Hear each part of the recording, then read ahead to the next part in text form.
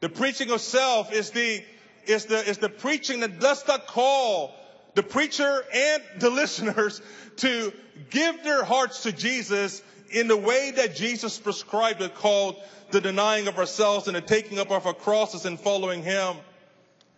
We are all too familiar with these principles because our familiarity is so much with our own flesh. Now, here's what I mean by the flesh. The flesh is the internal urge to be self-consumed.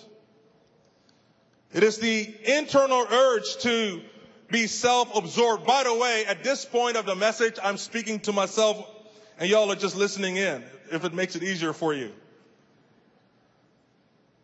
The flesh is the eternal urge to be self-consumed, to be self-absorbed, to be preoccupied with my own sense of self-importance and self-sufficiency instead of embracing the death of Christ and live by the power of his life.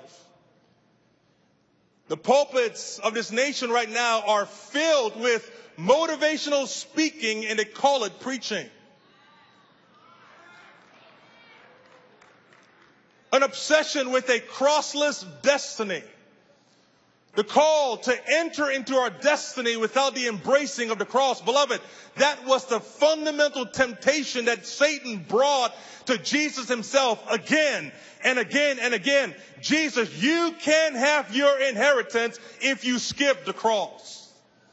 And that same lie is before many believers today. You too can become rich and famous and enter into your destiny and skip the cross. It's called the preaching of ourselves. Dietrich Bonhoeffer, he said, when Christ calls a man, he bids him to come and die.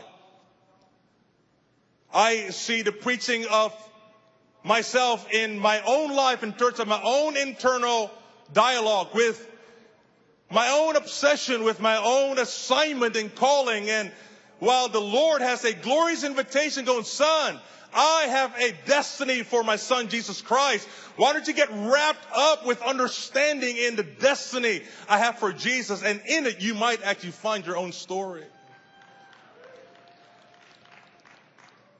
He goes, you have a plan for your life, but I'm here to tell you that I have a plan.